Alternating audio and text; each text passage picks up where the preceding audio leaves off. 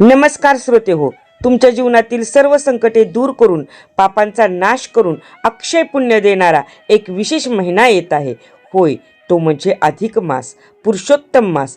पण या महिन्यात केलेले काही काम तुम्हाला करोडोपतीसारखे पुण्य देऊ शकतात आणि काही चुकीचे निर्णय तुमच्या आयुष्यात अडथळे निर्माण करू शकतात. मग प्रश्न असा आहे, या महिन्यात नेमकं काय करायचं आणि काय टाळायचं?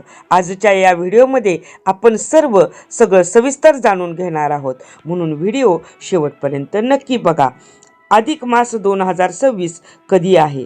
हिंदू पंचांगानुसार 2026 मध्ये अधिक मास 17 मे पासून सुरू होऊन 15 जून पर्यंत असेल.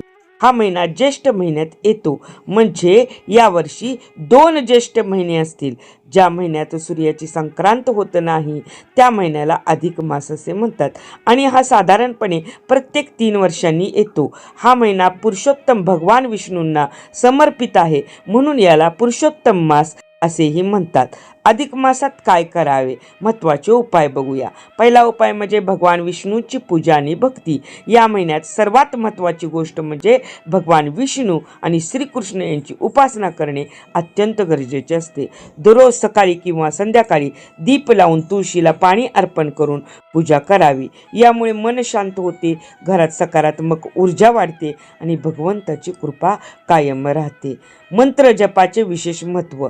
ओम नमो भगवते वासुदेवाय नमः हा मंत्र या महिन्यात अत्यंत प्रभावी असतो. दररोज 108 वेळा जप केल्यास मनोकामना पूर्ण होतात, मानसिक तणाव कमी होतो आणि जीवनात स्थैर्य येते. जर गुरुमंत्र असेल तर तो जपणे अत्यंत फलदायी असते. तिसरं म्हणजे श्रीमद भागवत, गीता आणि कथा श्रवण. या महिन्यात धार्मिक ग्रंथ वाचनाला विशेष महत्त्व आहे. श्रीमद भागवत, भगवद्गीता, विष्णू पुराण, हरिवंश कथा, रामायण किंवा कृष्ण कथा ऐकणे अत्यंत महत्त्वाचे असते. खूप पुण्यदायी असते ते. यामुळे पूर्वजन्माचे पाप कमी होतात, मनाला शांती मिळते आणि आध्यात्मिक प्रगती होते. चौथं म्हणजे दान धर्म. पुण्य वाढवण्याचा सर्वोत्तम मार्ग. अधिक मासात दान केल्याने पुण्य अनेक पटीने वाढते. अन्नदान, वस्त्रदान, दीपदान, गरिबांना मदत, अगदी 1 रुपयाचे दानही केले या काळात तर आपल्याला 100 रुपये दान केल्याचे पुण्यफळ हा महिना देतो. विशेषतः 33 दिवे लावणे, 33 अनारशांचे दान देणे ही परंपरा आहे. अनारसे किंवा 33 बतासे यांचेही दान दिले तरी चालते. 5वं म्हणजे दीपदानाचे अद्भुत फायदे. या महिन्यात दीपदान केल्यास आर्थिक स्थिती सुधारते, घरात लक्ष्मीचा वास होतो आणि अडथळे दूर होतात. दररोज संध्याकाळी दिवापुढे तुपाचा दिवा लावणे अत्यंत शुभ मानले जाते.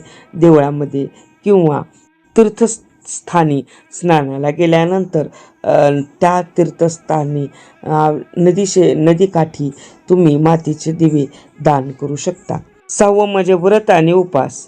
एकभुक्त राहणे, नक्त भोजन राहणे, दिवसातून एकदाच भोजन करणे किंवा रात्रीचेच फक्त जेवणे. यामुळे शरीर शुद्ध होते, मनावर नियंत्रण येते आणि आध्यात्मिक शक्ती वाढते. शारीरिकदृष्ट्या हे शक्य असल्यास तुम्ही जरूर करा. 7वं म्हणजे पवित्र स्नान.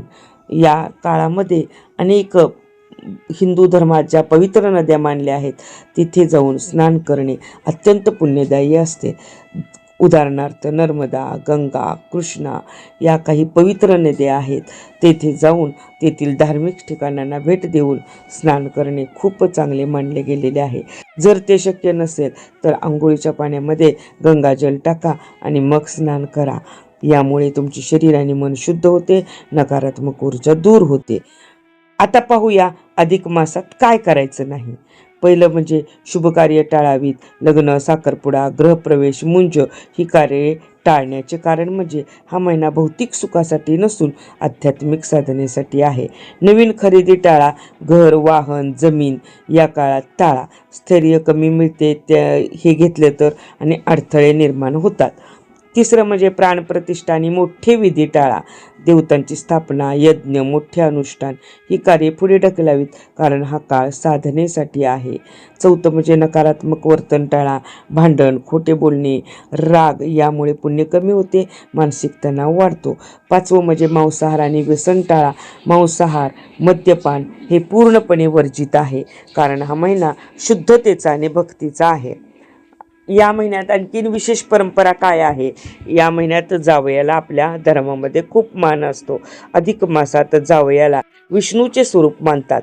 त्याला 33 अनारसे देणे, घरी बोलवून भोजन देणे, पूजन करणे, दीपदान करणे ही परंपरा खूप पुण्यदायी मानली गेलेली आहे. हा महिना आपल्याला काय सांगतो? भौतिक सुखापेक्षा आध्यात्मिक प्रगती महत्त्वाची आहे. जर आपण या महिन्यात श्रद्धा, संयम आणि भक्ती ठेवली तर आयुष्यभरासाठी पुण्य मिळू शकते. श्रोते हो, जर तुम्हाला असेच रोजचे राशी भविष्य, पंचांग आणि उपाय हवे असतील तर खाली कमेंटमध्ये दिलेल्या लिंकवर क्लिक करून माझ्या व्हॉट्सअप ग्रुपमध्ये नक्की जॉईन व्हा. त्या ग्रुपमध्ये तुम्हाला रोजचे 12 राशींचे भविष्य, दररोजचे पंचांग, माझ्या फ्री लाईव्ह क्लासची लिंक मिळेल. माझ्या फ्री लाईव्ह क्लासमध्ये मी रोज स्तोत्र पाठांतर घेत असते, उपाय तोडगे सांगते आणि संपूर्ण मार्गदर्शन करते. दररोज संध्याकाळी 9 ते 9:30 मध्ये होणाऱ्या संस्कार वर्गाची लिंक देखील तुम्हाला व्हॉट्सअप ग्रुपवर रोजच्या रोज मिळेल. व्हिडिओ आवडला असेल तर लाईक करा, सबस्क्राईब करा आणि शेअर करा. भेटूया पुन्हा एकदा अशाच उपयुक्त व्हिडिओमध्ये. तोपर्यंत धन्यवाद.